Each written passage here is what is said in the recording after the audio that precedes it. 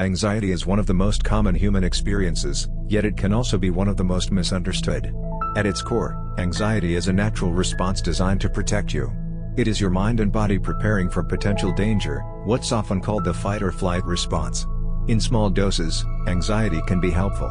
It can sharpen your focus, motivate you to prepare, and keep you alert in risky situations. But when anxiety becomes frequent, intense, or disconnected from real danger, it can begin to interfere with daily life and well-being. What anxiety really is.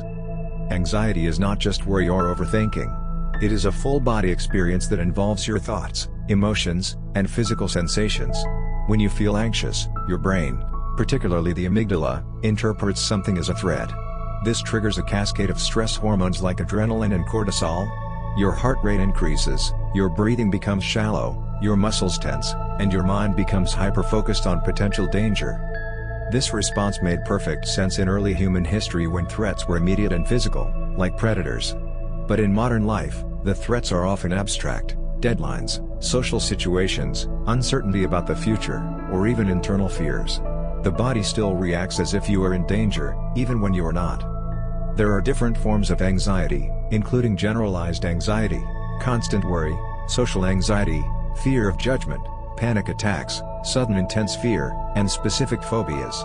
While they vary in how they show up, they all share a common root: the perception of threat and a nervous system that has become overly sensitive. The experience of anxiety. People often describe anxiety as feeling like something bad is about to happen, even when they can explain why. It may feel like a racing heart or tight chest, restlessness or inability to relax, overthinking and worst-case scenario thinking, difficulty concentrating, trouble sleeping, a sense of dread or unease. For some, anxiety is constant in the background. For others, it comes in waves or sudden spikes. Over time, this can become exhausting and lead to avoiding situations, people, or decisions that might trigger the feeling. Why anxiety happens. Anxiety doesn't come from just one place. It's usually a combination of factors. 1. Biology. Some people are naturally more sensitive to stress due to genetics or brain chemistry. 2. Life experiences. Past trauma, stressful events, or difficult environments can train the brain to stay on high alert. 3. Thought patterns. Habitual thinking, like expecting the worst or being overly self-critical, can fuel anxiety. 4. Lifestyle factors. Sleep, diet, caffeine, and lack of movement all impact the nervous system. 5. Uncertainty and control. Humans naturally want predictability. When life feels uncertain or out of control, anxiety often increases. Understanding this is important because it shows that anxiety is not a personal failure, it's a learned and biological response that can be unlearned and regulated.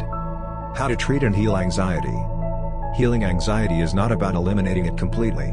It's about learning how to regulate your nervous system, change your relationship with your thoughts, and build a sense of safety within yourself. 1. Calming the body first. Anxiety lives in the body, not just the mind. That means you can't think your way out of it, you have to calm the body first. Breathing techniques are one of the most effective tools. Slow, deep breathing signals to your brain that you are safe. Try inhaling for 4 seconds, holding for 4, and exhaling for 6 to 8. Grounding techniques help bring you back to the present. Notice 5 things you can see, 4 things you can touch, 3 things you can hear, 2 things you can smell, 1 thing you can taste. These techniques interrupt the anxiety cycle and help your nervous system reset. Physical movement is also powerful. Walking, stretching, or even shaking your arms releases built-up tension. Exercise helps burn off excess stress hormones. 2. Understanding your thoughts.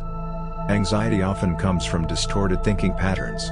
These include catastrophizing. Something terrible will happen. Mind reading. They think I'm stupid. Overgeneralizing. This always goes wrong.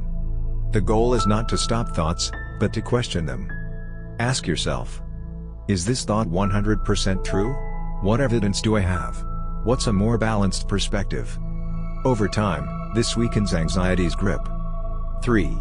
Stop avoidance, gently. Avoidance feels good in the short term but strengthens anxiety in the long term. When you avoid something, your brain learns that situation is dangerous. Healing involves gradual exposure. Start small. Face the fear in manageable steps. Stay in the situation long enough for your anxiety to decrease. This retrains your brain to feel safe again. 4. Build safety in your nervous system. Anxiety thrives in a body that feels unsafe. You can retrain your system by creating consistent signals of safety.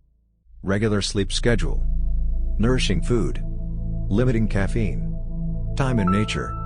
Calm, quiet moments without stimulation. Even simple routines can help your brain feel more stable. 5. Emotional processing. Sometimes anxiety is not just about fear, it's about unprocessed emotions. If you constantly push down feelings, sadness, anger, hurt, they can show up as anxiety.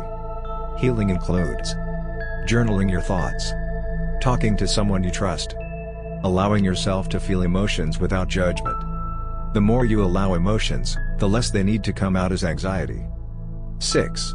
Mindfulness and acceptance. One of the biggest shifts in healing anxiety is learning this. Right pointing finger emoji, you don't have to fight it. When you resist anxiety, it often grows stronger. When you allow it, it passes more easily. Mindfulness teaches you to notice anxiety without reacting. Observe thoughts instead of believing them. Stay present instead of jumping to the future. A simple practice. I feel anxious right now. And that's okay. This reduces the fear of the feeling itself. 7.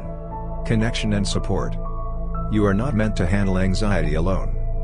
Talking to friends, family, a therapist can make a huge difference. Therapies like cognitive behavioral therapy, CBT, are especially effective for anxiety because they target both thoughts and behaviors. 8. Faith, meaning, and inner peace. For many people, anxiety lessens when they feel connected to something greater than themselves, whether that's faith, purpose, or meaning.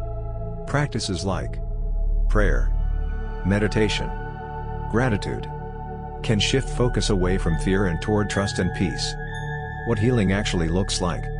Healing from anxiety is not instant, and it's not linear. It looks like having anxious moments but recovering faster. Feeling fear but still taking action. Understanding your triggers instead of being controlled by them. Building confidence in your ability to handle discomfort. Eventually, anxiety becomes something you experience, not something that controls you. A grounded truth. Anxiety can feel overwhelming, but it is not dangerous. It is a signal, your body trying to protect you, even if it's overreacting. You are not broken. Your nervous system has just learned patterns that can be changed. With time, patience, and the right tools, your mind and body can learn a new way to feel, one that includes more calm, more clarity, and more control. Final thought. Healing anxiety is less about getting rid of it and more about building a life where it no longer dominates you. Step by step, you can calm your body, understand your thoughts, face your fears, create safety within yourself. And over time, what once felt overwhelming becomes manageable, and eventually, something you move through with strength instead of fear.